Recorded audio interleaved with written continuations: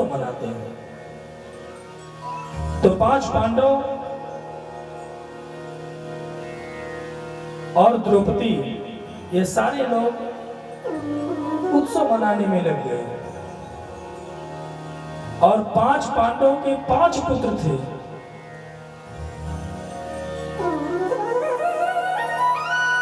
और सबसे बड़ी बात यह थी उन 5 पुत्रों में कि जो भीम का पुत्र था वो भीम ही जैसा था, जो दुर्योधन का पुत्र था वो दुर्योधन के ही, जो अर्जुन का पुत्र था वो अर्जुन के ही जैसा था।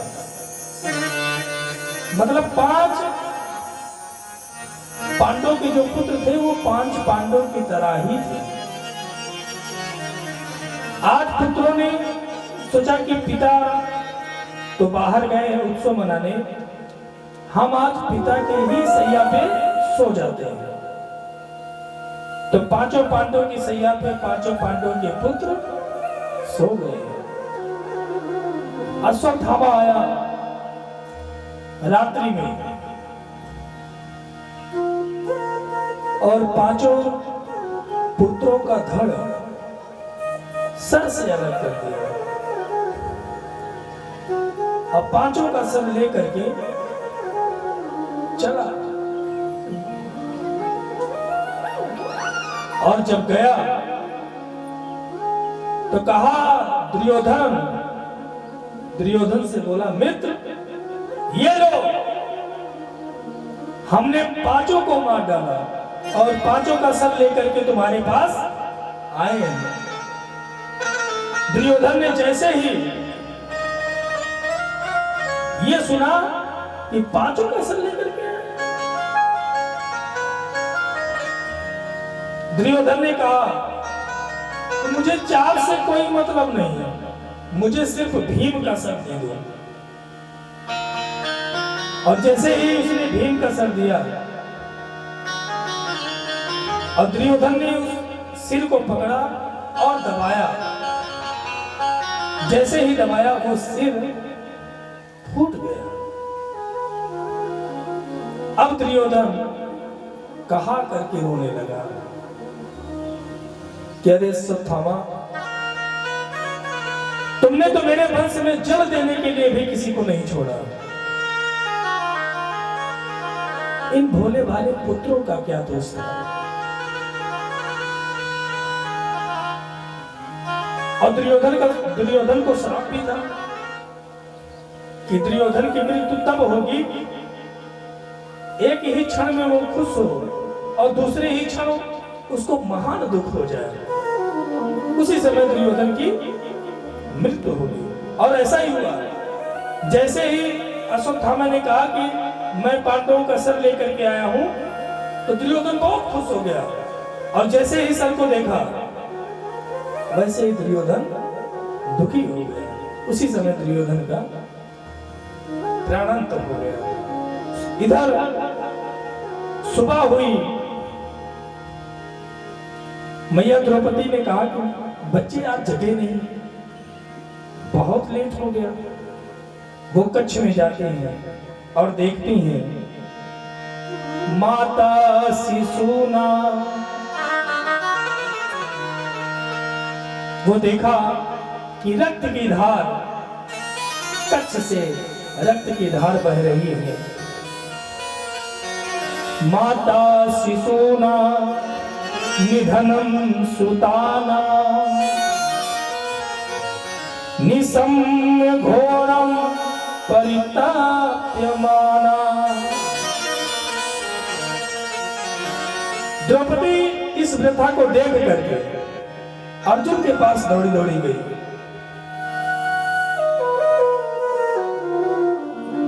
अर्जुन द्रौपदी के दुख को सहन नहीं कर पाया। अर्जुन ने शपथ ली कि जिसने भी हमारे पुत्र की यह दशा की है मैं उसे छोड़ूंगा नहीं, उसे मृत्यु दंड दे दूंगा। और भगवान कृष्ण को लिए और चल दी।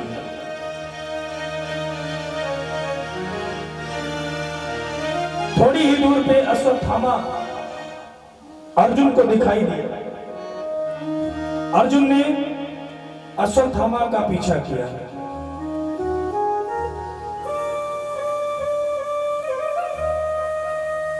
अच्छा, जो चोर होता है उसके मन में कहीं ना कहीं से डर रहता ही है।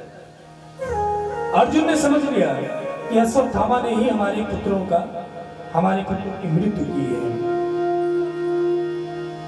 अश्वत्थामा भागा कि अब नहीं बचूंगा। जान लिया कि अब नहीं बचूंगा, तब अश्वत्थामा ने ब्रह्मास्त्र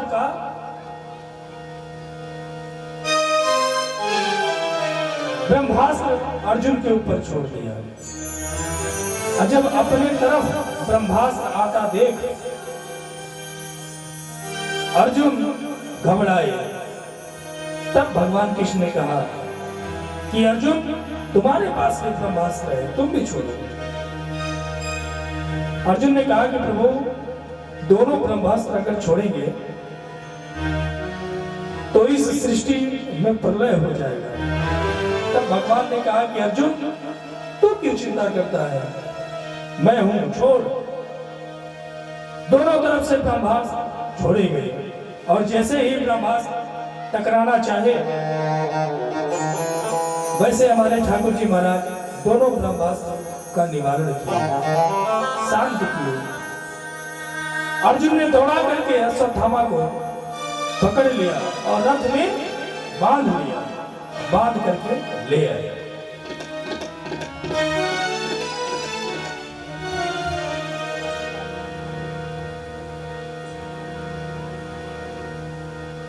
बांध करके जब द्रौपदी के समक्ष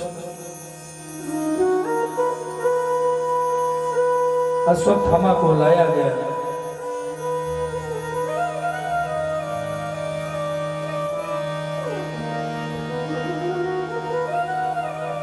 तो कहा गया है, मत्तम प्रमत्तम मुन्मत्तम सुप्तम बालम स्त्रियम जड़म। धर्महत्ता पुरुष स्त्री को, बालक को, मतवाले को, पागल को, सोते हुए शत्रु को कभी नहीं मारते। इसने अधर्म किया है, अर्जुन छोड़ना मत। अर्जुन ने कहा, महाराज, छोड़ने वाला तो नहीं हूं, परंतु द्रौपदी ने वचन दिया है, इसको मेरे सामने ही ला करके मार। द्रौपदी के सामने अश्वत्थामा को लाया गया।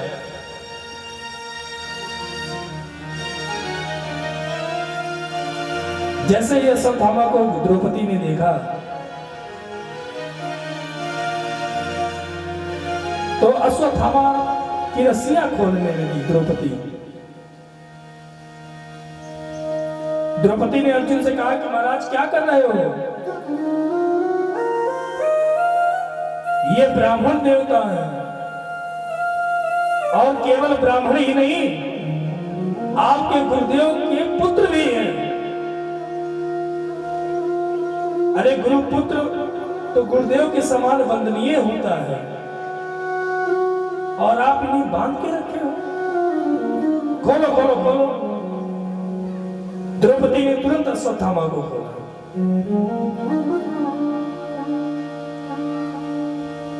अर्जुन बोले, देवी, क्या तुम भूल गए कि अपने बालकों का हत्यारा है? द्रौपदी ने कहा कि जो दुख इस समय मैं पा रही हूं, ये दुख मैं अपने गुरु माता को देना नहीं चाहती।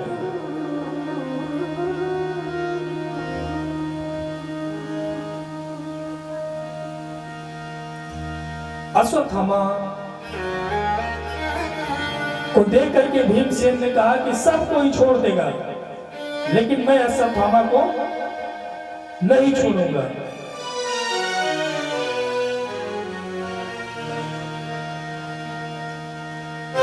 सब बोलते गए इसके साथ क्या किया जाए। तब अर्जुन भगवान से पूछते हैं कि प्रभु कम से कम आप तो बताएं कि इसके साथ क्या किया जाए। ब्रह्म बंधुर्न हंतव्य आता ताई बदा।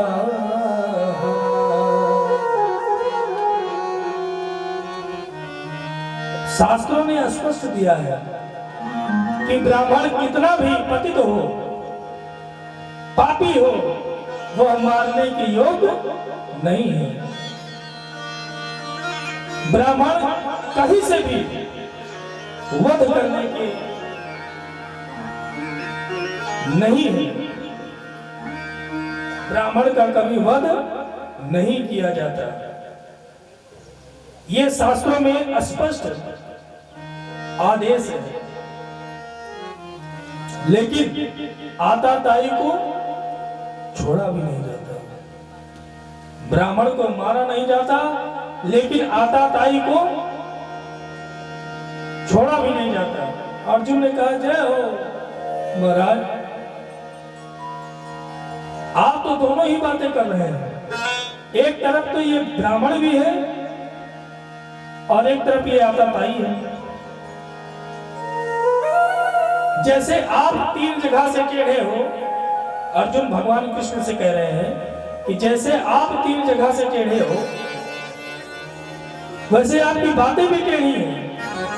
एक तरफ तो कहते हो कि मारना नहीं चाहिए और एक तरफ कहते हो कि आताताई को छोड़ना नहीं चाहिए। भगवान ने कहा शास्त्र में जो लिखा था सो मैंने आपको बता दिया। अब आगे क्या करना है आप जानो।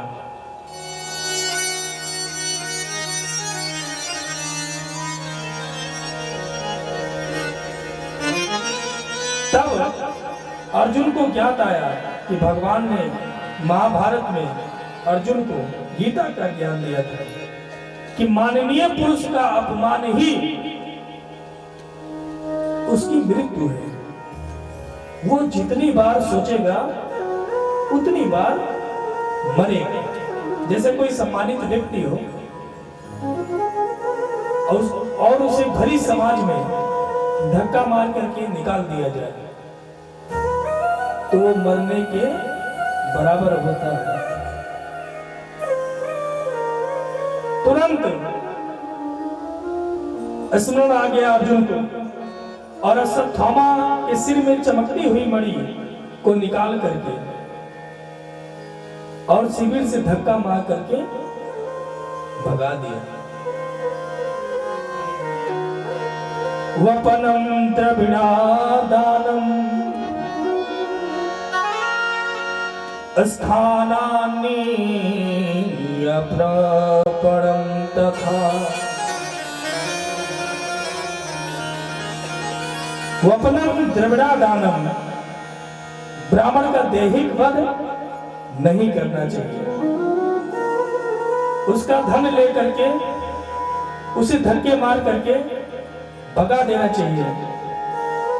वही अश्वत्थामा के साथ अर्जुन ने किया। अब भगवान द्वारका जाने के लिए पांडव से कहते हैं कि अब मैं अपने द्वारका जाना चाहता हूं। जैसे ही भगवान द्वारका जाने के लिए रथ पे विराजमान होने जा ही रहे थे कि एक पैर नीचे था और एक पैर रथ पे था,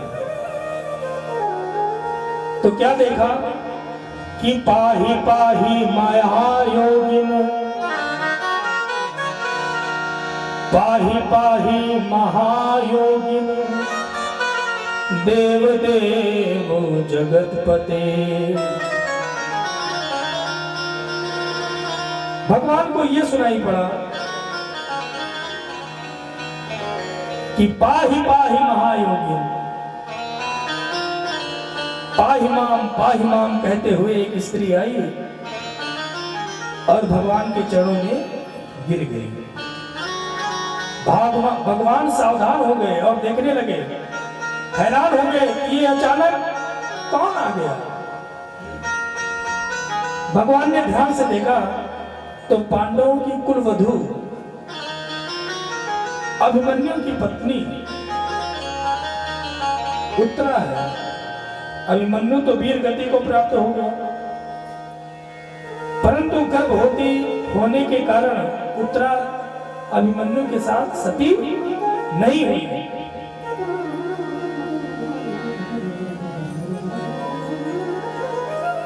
देवी उत्तरा को चरणों में गिरा हुआ देखते हुए भगवान क्षण भर विलंब नहीं किए।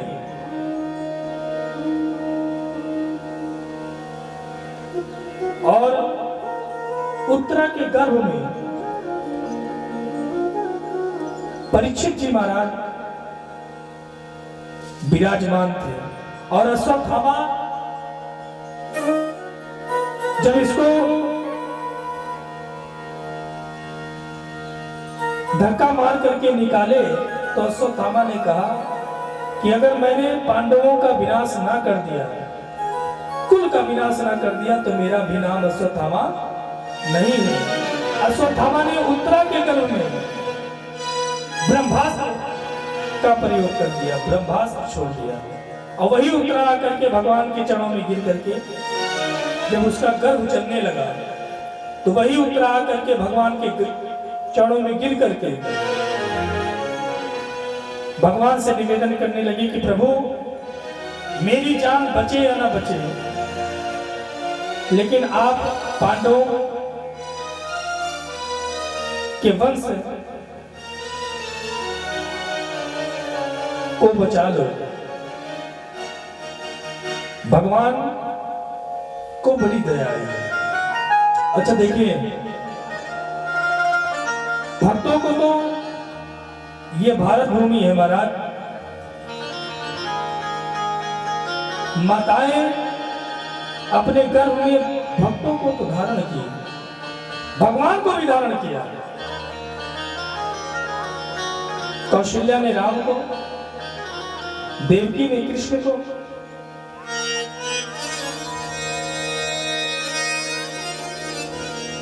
लेकिन उत्तरा एक ऐसा पात्र है महाभारत में, उत्तरा एक ऐसी स्त्री है कि इसने भगवान और भक्त को एक साथ दोनों को धारण किया अपनी गर्भ में। भगवान अंगुष्ठ मात्र होकर के उत्तरा के गर्भ में प्रविष्ट हुए, प्रविष्ट हो करके परीक्षित का कल्याण किया, परीक्षित को बचाया।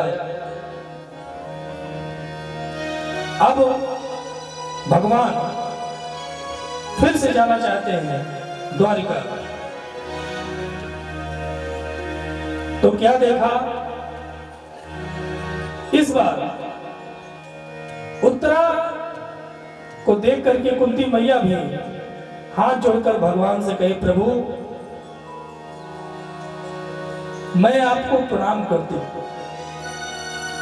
भगवान ने कहा कि बुआ ये उल्टी गंगा काहे बहा रही हो,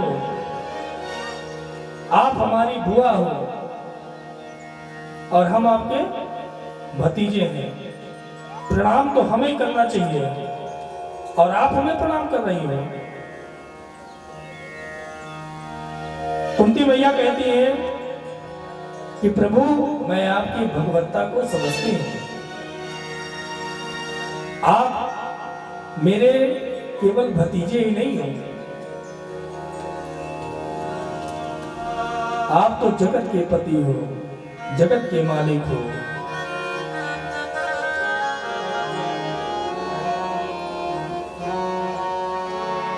आप जगत के मालिक हो नाथ।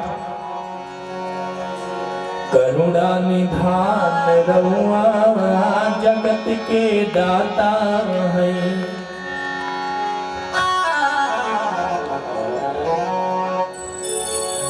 करुणा निधान रहुआ जगत के दाता है, करुणा निधान रहुआ जगत के दाता है।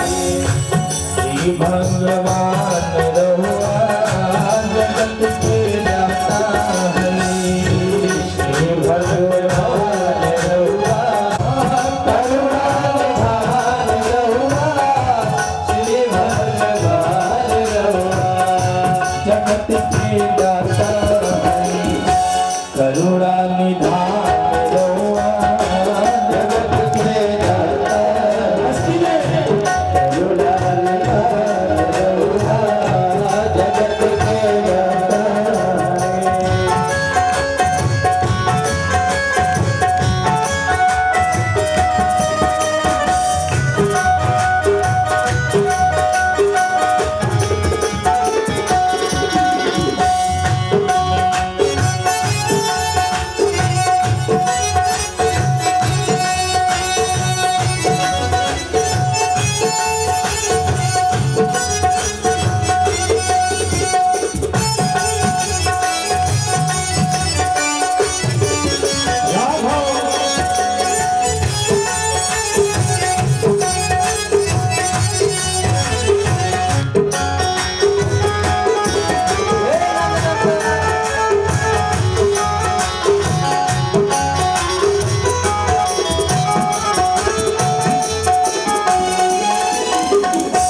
मती के फेर दिहले मती के फेर दिहले विपत्ति के फेर दिहले विपत्ति के फेर दिहले मती के फेर दिहले विपत्ति के फेर दिहले श्री भगवान रहुआ जगत के दाता करुणा निधान रहुआ जगत के दाता श्री भगवान रहुआ जगत के दाता करुणा निधान रहुआ जगत के दाता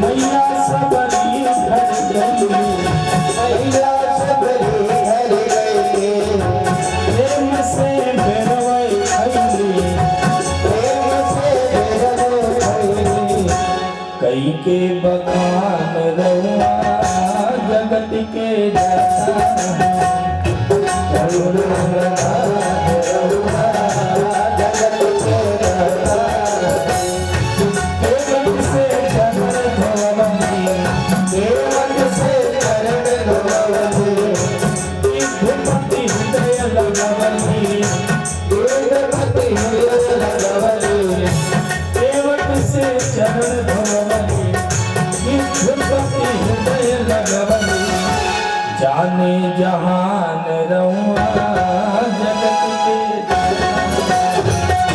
करुणा निधान रहुआ जगत के दाता करुणा निधान रहुआ जगत के दाता श्री भगवान रहुआ करुणा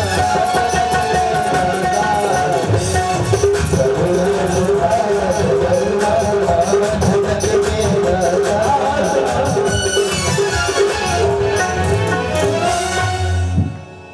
श्री राम श्री राम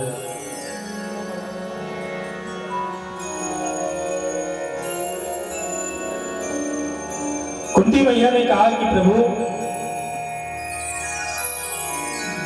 मैं जानती हूं कि आप कौन हो। भगवान कुंती मैया के भाव को देख करके बहुत प्रसन्न है। और कुंती मैया से कहा कि बुआ, आज जो भी मांगना है आप मांग लो, मैं आपको देने के लिए तैयार हूं। जानते हैं कुंती मैया ने भगवान से क्या मांगा? कुंती मैया ने जो मांगा कि ना भूतो न भविष्यति, ना पहले ऐसी कोई मांग किया था, ना आगे ऐसी कोई मांग करेगा।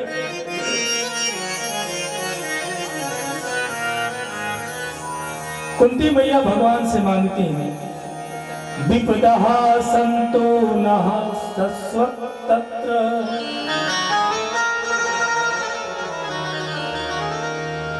विपदः सन्तो नः सस्वत्तत्र।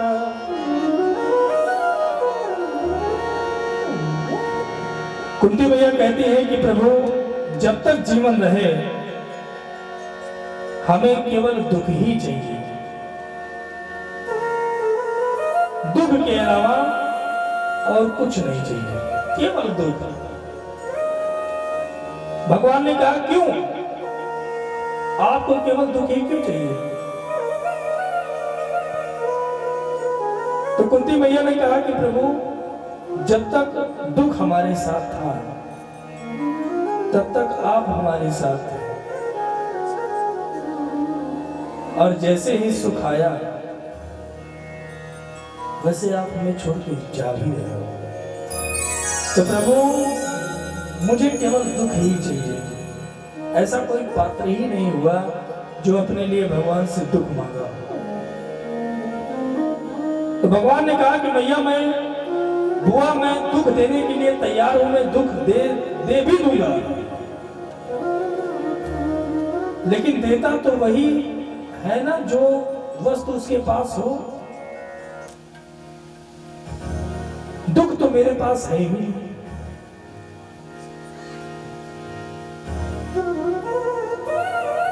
तो मैं दुख आपको कहां से दे दूं? और सच बात है, भगवान के पास दुख है ही नहीं, क्योंकि भगवान का नाम ही है जो आनंद सिंधु सुख राशि, जो आनंद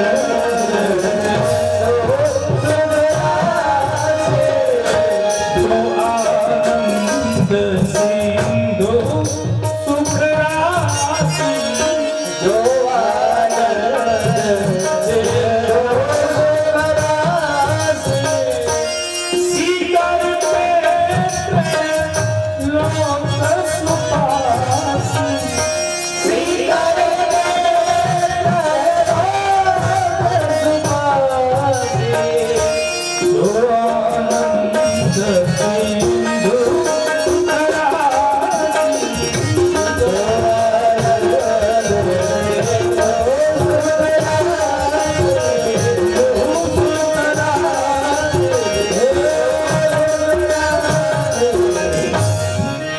भगवान ने कहा कि बुआ, मेरे पास तो दुख है ही नहीं, मैं तुम्हें दुख कहां से दूं? भगवान ने कुंती को समझाया।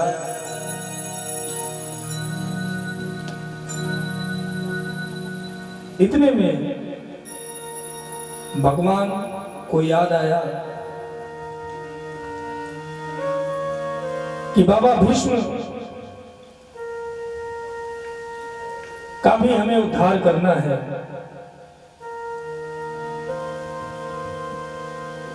बाबा भीष्म को दर्शन देने के लिए पांडवों के साथ भगवान कृष्ण द्वारकाधीश बाबा भीष्म के पास पहुंचे।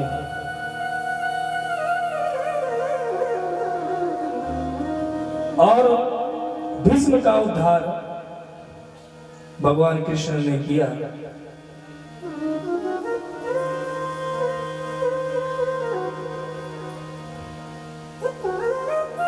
भगवान की ही प्रतीक्षा कर रहे भीष्म बाबा। जब भगवान भीष्म के सामने पहुंचे, तभी युधिष्ठिर से भगवान ने कहा कि बाबा से ज्ञान ले लो। युधिष्ठिर ने बाबा से राजधर्म का ज्ञान लिया।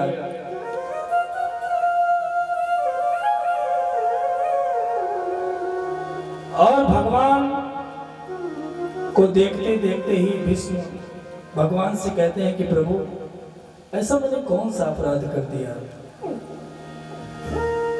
जो मेरे हर अंगों में बाण चुभे हुए हैं? ऐसा मेरा कौन सा अपराध था?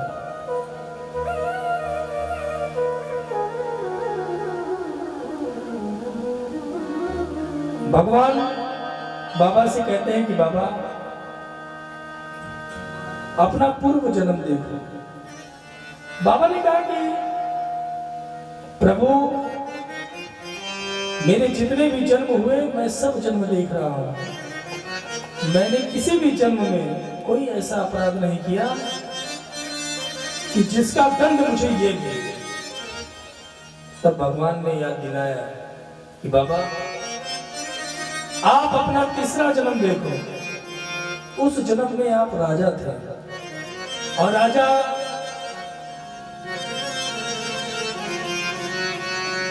होकर के आप रथ पे सवार होकर के नगर भ्रमण के लिए निकले थे और रास्ते में एक सर्प मरा हुआ पड़ा था और आप रथ से उतरे और उतर करके बाण की नोक से उस सर्प को उठाया और झाड़ी में फेंक दिया और वो सर्प जा करके नागफनी का जो होता है ना वृक्ष, नागफनी पे जा करके वो सर्प गिरा और उस सर्प के अंदर जान थी। उसको अन्य अनेक कांटे चुभे। उसी सर्प ने उसी समय आपको श्राप दिया कि जिस तरह मेरे पूरे शरीर में कांटा चुभा है, उसी तरह आपके भी शरीर में कांटे चुभेंगे। उसी का प्रारब्ध आज भीष्म आप पा रहे हो। भगवान ने भीष्म बाबा भीष्म का उद्धार किया और द्वारिका के लिए प्रस्थान किया। अर्जुन ने कहा कि प्रभु, हम भी आपके साथ चलेंगे।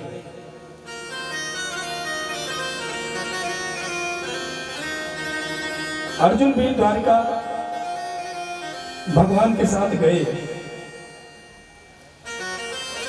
इधर 6-7 महीने हो गया, अर्जुन लौट करके ना आए।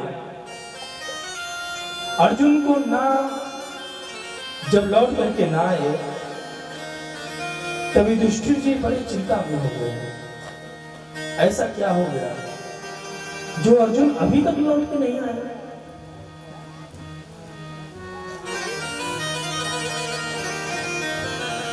युधिष्ठिर जी सोच ही रहे थे कि अर्जुन महाराज आ गए।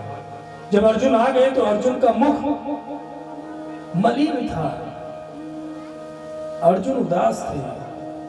युधिष्ठिर ने पूछा अर्जुन से कि अर्जुन, तुम उदास क्यों हो? तुम्हारा मुख मलिन गिरा क्यों है? कहीं तुमने पर स्त्री गमन तो नहीं किया? कहीं तुमने ब्राह्मण का अपमान तो नहीं किया? अर्जुन ने कहा, भैया ऐसा कुछ नहीं किया।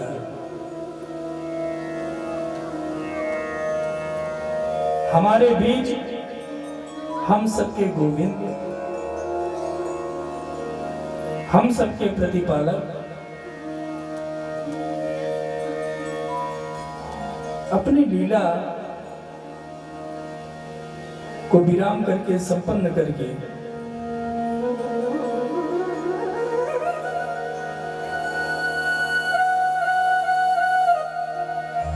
क्षीर सागर को प्रस्थान कर दिया। इतना जैसे ही सुना कि भगवान हम सबके बीच नहीं रहे, सभी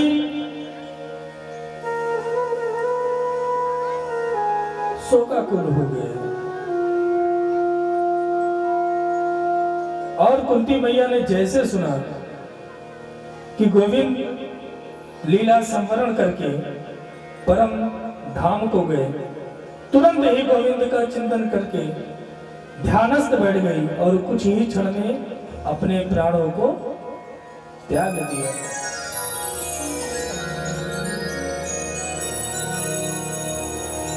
पांडव भी द्रौपदी को लेकर के परीक्षित को सत्ता का भास सौंप करके हिमालय की यात्रा पे चले गए। अंत में पांडव भी द्रौपदी सहित परम धाम को प्राप्त हुए। बोलिए सच्चिदानंद भगवान की जय, बोले सीताराम जी महाराज की जय। अब महाराज परीक्षित ने अपनी सत्ता को संभाला। एक बार विचार आया राजा परीक्षित को कि चल करके नगर भ्रमण किया जाए, प्रजा का हाल चाल लिया जाए। राजा परीक्षित निकल पड़े, परंतु एक जगह अटपटा दृश्य देखा कि एक गाय और बछड़े आंसू बहाते रोते जा रहे हैं और एक निर्दयी काला पुरुष, दुष्ट पुरुष उनके पीछे पड़ा है। दोनों अपने सुख दुख की बातें एक दूसरे को सुना रहे हैं। बछड़ा कहता है, मां शायद आप इसलिए रो रही हैं कि मेरे 3 पैर टूट गए हैं। बछड़ा कहता है, अथवा इसलिए रो रही है कि प्रभु हमें छोड़कर चले गए। इन दोनों के संवाद को परीक्षित जिन्हें सुना, क्रोध से नेत्र से अंगारे बरसने लगे राजा परीक्षित के कि मेरे राज्य में गौ माता का इतना बड़ा अपमान, इतना बड़ा अत्याचार गौ के ऊपर। अरे जिन गायों की रक्षा करने के लिए मेरे प्रभु गोपाल वन वन विचरण करते रहे, गायों को चराते रहे, आज उन्हीं गायों के ऊपर इतना बड़ा अत्याचार।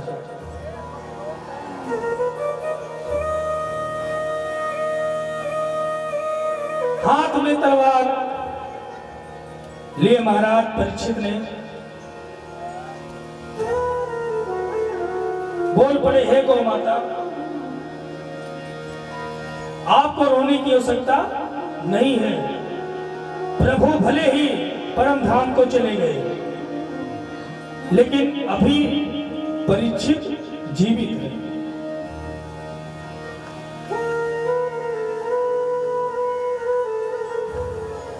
गुस्से से लाल हो गए परीक्षित जी महाराज और आगे बढ़ करके उस काले पुरुष को दंड देना चाहा, दुष्ट पुरुष को दंड देना चाहा।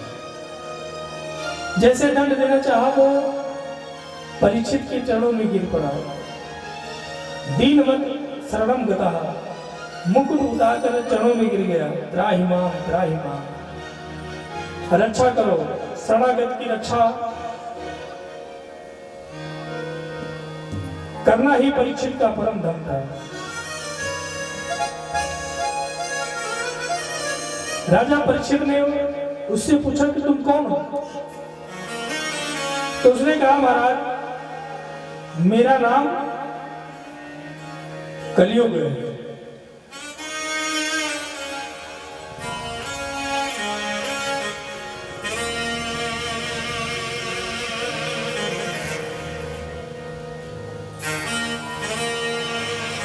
तो महाराज परीक्षित ने कहा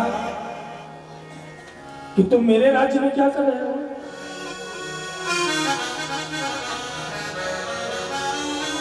निकल जाओ मेरे साम्राज्य से।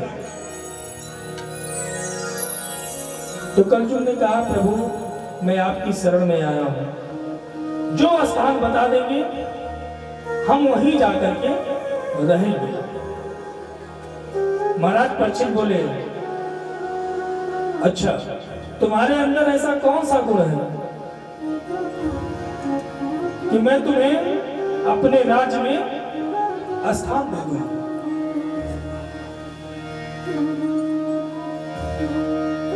तब उसने कहा कि महाराज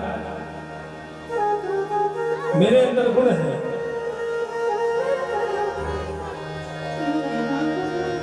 कलयुग केवल हरि गुण गाए, कलयुग केवल हरि गुण गाए, कलयुग केवल हरि गुण गाए, कलयुग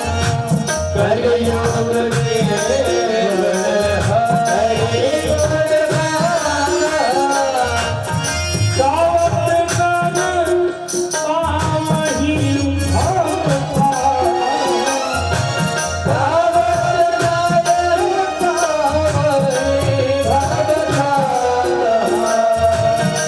गुण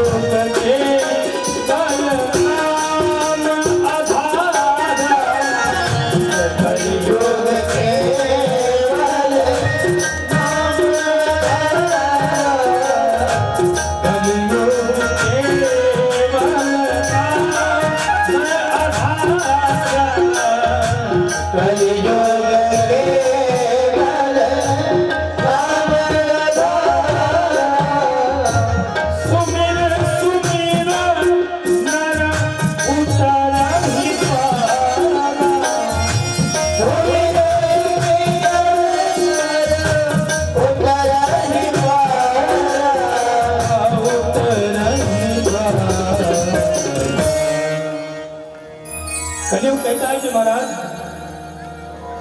जो अन्य युगों में बड़े बड़े यज्ञ कराने से जो फल प्राप्त होता था, मेरे युग में केवल भगवान का नाम ले लेने से ही वो फल प्रदान हो जाएगा। तो कलयुग राजा परीक्षित ने कहा कि तब ठीक है, तो स्थान दिया, दूतम पानम स्त्रियाः सूना, जाओ मैं तुम्हें स्थान देता हूं, जहां पर जुआ होता हो तुम वहां स्नान करो, जहां पर मदिरा पान होता हो तुम वहां निवास करो, जहां पर लंपट लोग रहते हैं तुम वहां निवास करो। कलयुग गिड़गिड़ाता हुआ बोला, महाराज मेरा बहुत बड़ा परिवार है, मेरे अंदर एक गुण, एक अच्छा गुण है,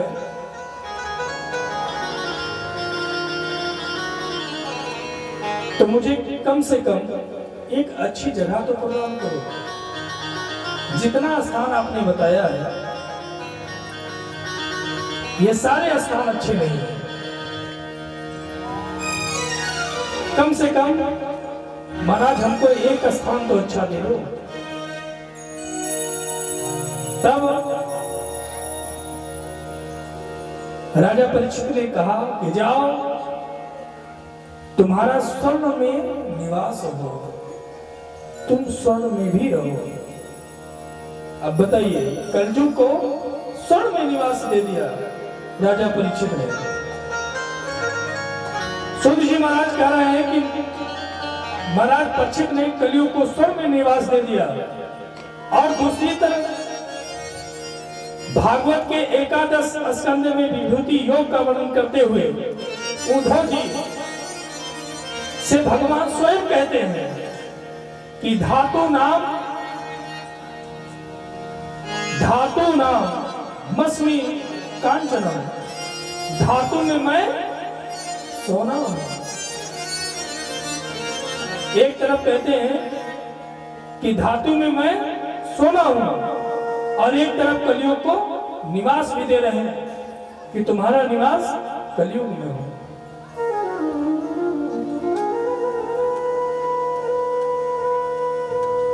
अब किसका माना जाए? तो साधक कहते हैं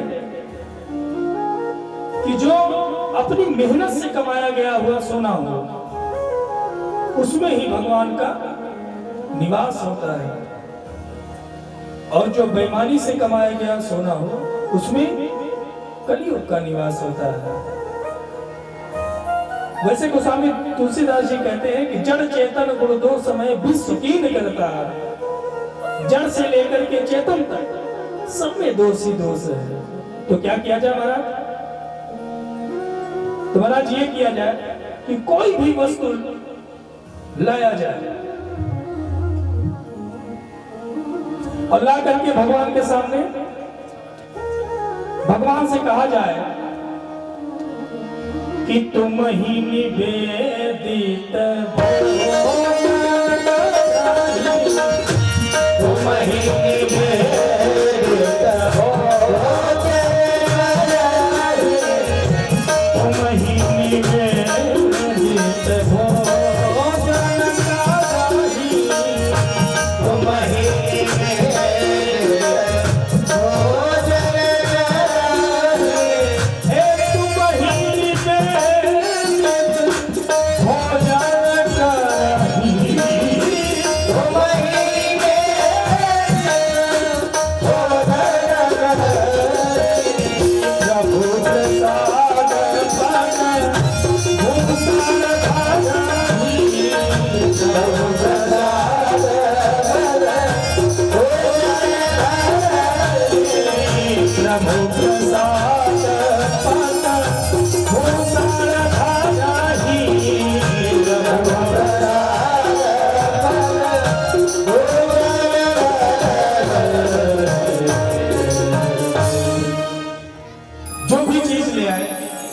ले आए ला करके भगवान को सौंप दे और कहें कि तुम ही निवेदित। भगवान सर्वप्रथम आप पहनिए, सर्वप्रथम आप पाइए, इसके बाद मैं पाऊंगा। तो जो दोष रहेगा वो दोष खत्म हो जाएगा।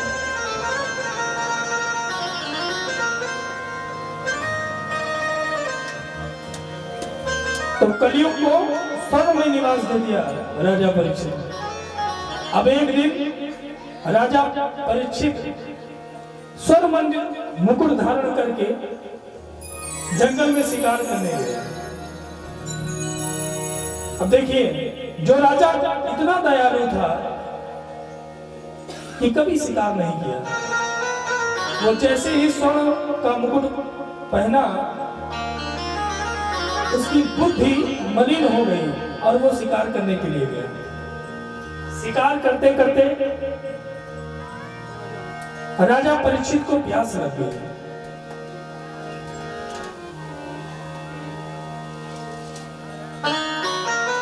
और राजा को एक आश्रम दिखाई दिया, एक कुटिया दिखाई दी।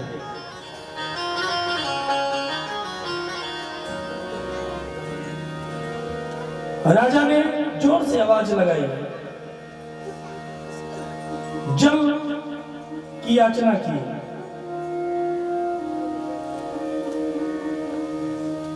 लेकिन कुटिया से कोई प्रत्युत्तर नहीं आया। राजा परीक्षित को आज क्रोध आ गया। राजा परीक्षित अंदर गए।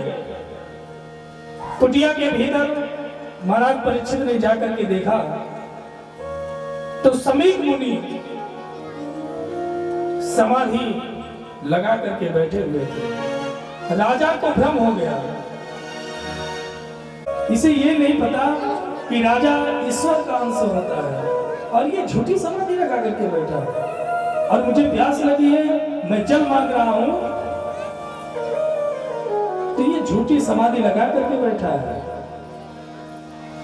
और राजा ने क्या किया? एक मरा हुआ सर्प उठा करके समीक बाबा के गले में डाल दिया। और महाराज परीक्षित चले गए। एक बात कहूं महाराज, संत को समझने में अगर भूल हो जाए तो परिणाम बहुत भयानक होता है। इसीलिए कोई भी दरवाजे पे आए तो उसका आदर करो, न दे पाओ तो उसे धिक्कारो भी नहीं। आजकल लोग उपदेश बहुत देते हैं। दरवाजे पर कोई आ गया मांगने तो इतना उपदेश दे देंगे, उसको देंगे कुछ नहीं, उपदेश ज्यादा देंगे। अरे भैया जवान हो, काम कर लो, मांगने चले जाते हो क्यों भाई? अरे मत दो, ये कह दो कि भैया तुमसे बड़े भिख मंगे हम तुम्हें नहीं दे पाएंगे, लेकिन आप उपदेश न दो कि जवान हो।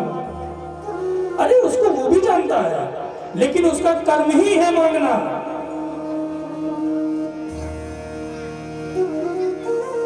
तुलसीदास जी कहते हैं, तुलसी वो नर मर गए, वो तो पहले से ही मरा है। तुलसी वो नर मर गए, जिन घर मागन जाए, उनसे पहले वे मरे, जिन मुख निकलत ना।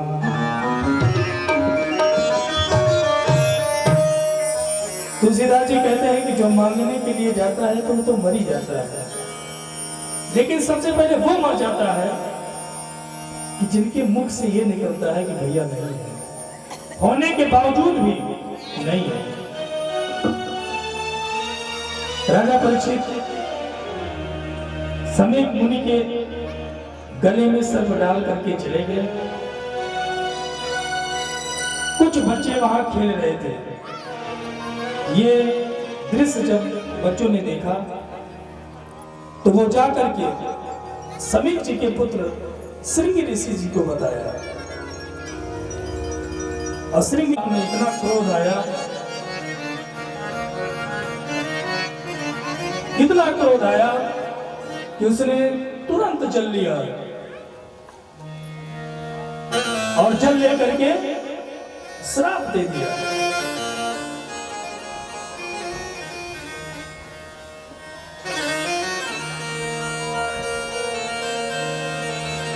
कि जिसने भी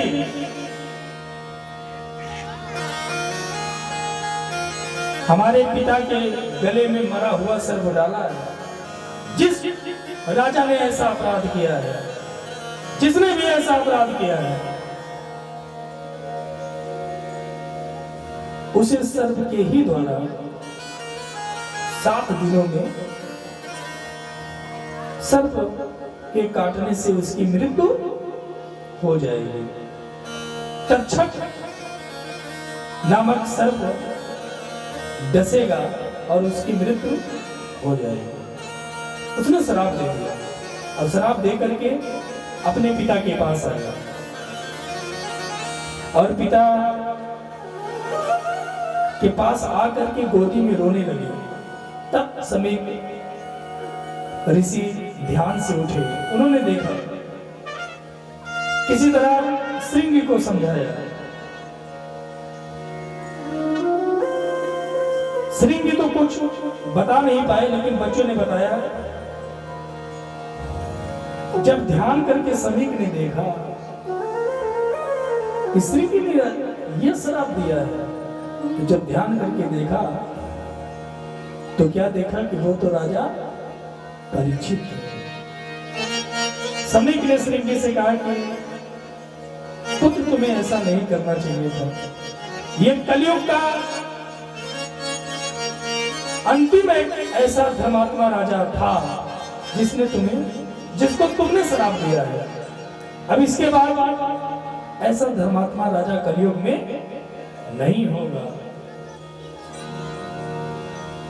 अपने शिष्यों को भेजा कि जाकर के सूचित करो परीक्षित को कि तुम्हें श्राप मिल गया है।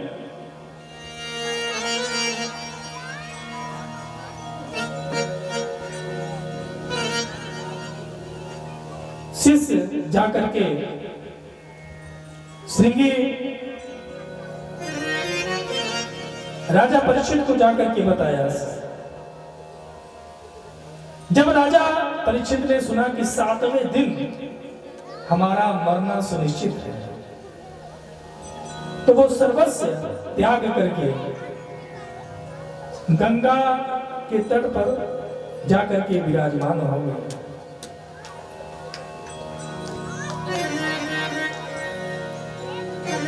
और कहे कि जो अपराध हमने किया है, इस अपराध का तो हमें तुरंत मृत्यु दंड मिलना चाहिए था, लेकिन संत भगवान ने इतनी बड़ी कृपा की कि मुझे 7 दिन में मरने का ये श्राप नहीं, ये आशीर्वाद प्रदान किया है। राजा परीक्षित ही एक ऐसे रहे कि जिनको ये पता है कि 6 दिन मुझे कुछ नहीं हो सकता, 7वें दिन ही हमारी मृत्यु है।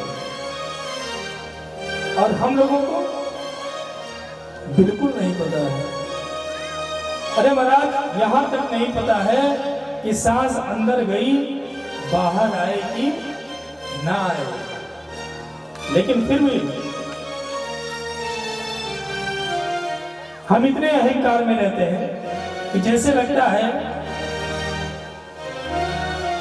कि अमर फल हमें को प्राप्त है, कि हमारा मरना कभी होगा ही नहीं। राजा परीक्षित गंगा के तट पे आए। जब संतों ने सुना कि राजा परीक्षित को श्राप लगा है, तो अत्रि, वशिष्ठ, पराशर, भृगु, परशुराम, विश्वामित्र आदि सबके सब संत राजा परीक्षित के उद्धार हेतु आकर के बैठे। राजा परीक्षित गदगद हो गए, सबको दंडवत किया, विधिवत पूजन किया। कहने लगे कि समझ में नहीं आता महाराज कि मुझ छत्र बंधु के ऊपर अपनी अनुग्रह करने के लिए आप सभी पधारे हैं। मैं एक ही बात जानना चाहता हूं कि मरने वाले को क्या करना चाहिए। म्रियमाणस किम कर्तव्य। राजा परीक्षित कहते हैं कि मरने वाले व्यक्ति को क्या करना चाहिए।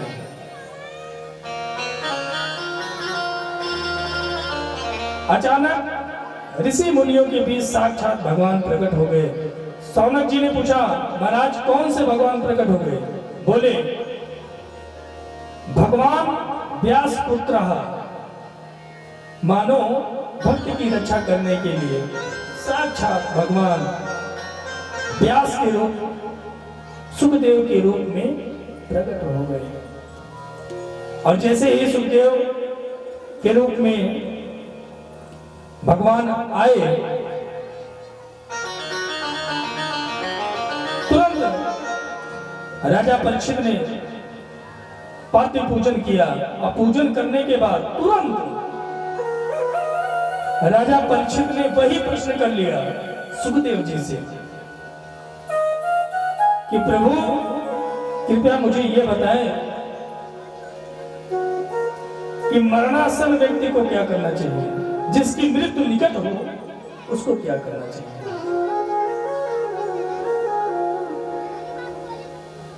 म्रियमाणस किम कर्तव्य, मरने वाले व्यक्ति का क्या कर्तव्य है।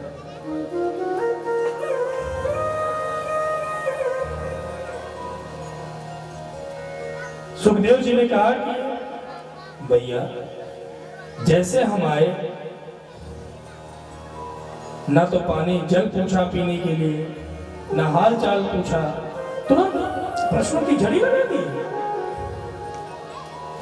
राजा परीक्षित को यह पता है कि अन्न का कण और संत का क्षण कभी निरर्थक नहीं करना चाहिए। राजा परीक्षित ने सुखदेव जी से प्रश्न किया। अब इस प्रश्न का उत्तर हम सभी कल की कथा में श्रवण करेंगे। आइए हम सभी 2 बार बड़े ही भाव के साथ भगवान का नाम लेते हैं। नाम लेकर के संकीर्तन करके आरती और प्रसाद लेकर के तब अपने घर को प्रस्थान करें। बोलिए सच्चिदानंद भगवान की जय, सीताराम जी महाराज की जय।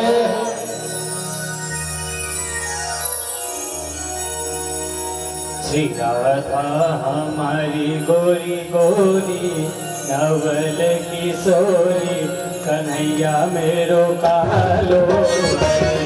श्री राधा हमारी गोरी गोरी नवल किशोरी कन्हैया मेरो कालो। नहीं है मतवालो जगत उजियारो श्री राधा जी को प्यारो। ये तो प्यारो नहीं है मतवालो जगत उजियारो श्री राधा जी को प्यारो। हमारी गोरी गोरी नवल किशोरी कन्हैया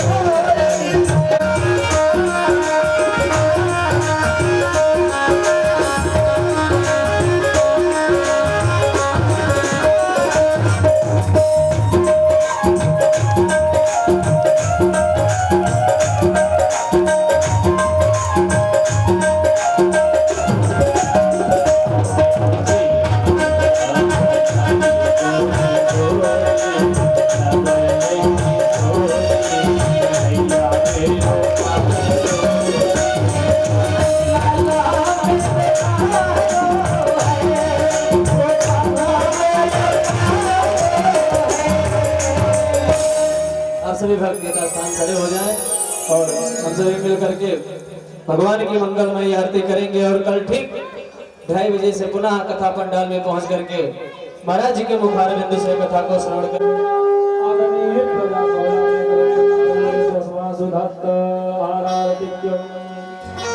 नंद नंदन नंदलाल की सखी आरती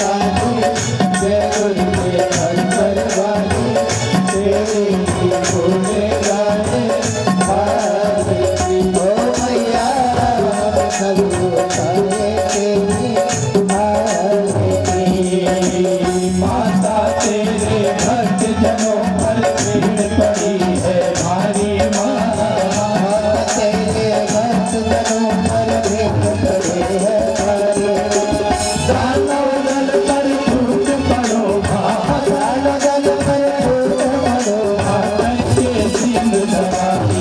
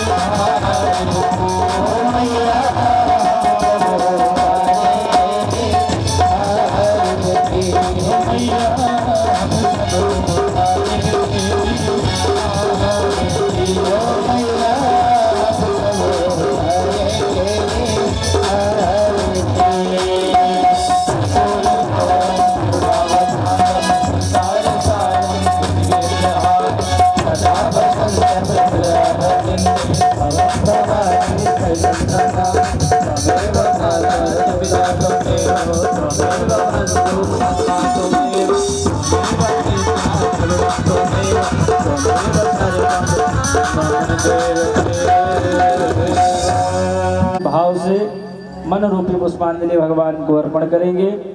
हरि ओम ओम माजनेन जगमय जंत देवास्तानि धर्माणि प्रथमान्यासन्नाते अनाकं महिमानः सचन्द्रजतपूर्वे सद्यः सन्ति देवाः। हरि ओम एकदन्ताय विद्महे वक्रतुण्डाय धीमहि तन्नो दन्ते प्रचोदयात्।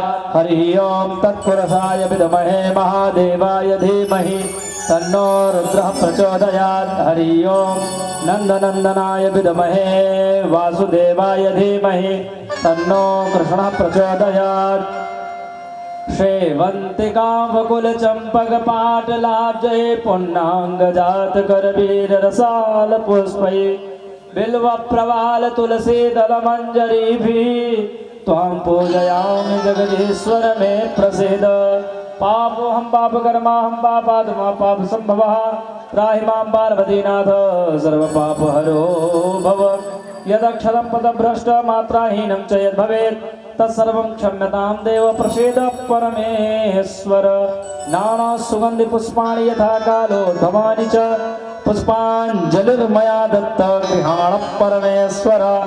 मंद पुष्पांजलि क्षमा प्रार्थना समर्पयामि। बोले पुराण पुरुषोत्तम भगवान की, श्री सीताराम जी महाराज की जय, अयोध्या धाम की जय, वृंदावन धाम की जय, हरि सरकार की जय, सनातन धर्म की जय, भारत माता की जय, भारत माता की जय, धर्म की अधर्म का प्राणियों में विश्व का गोहत्या नम पार्वती पदय हर हर महादेव।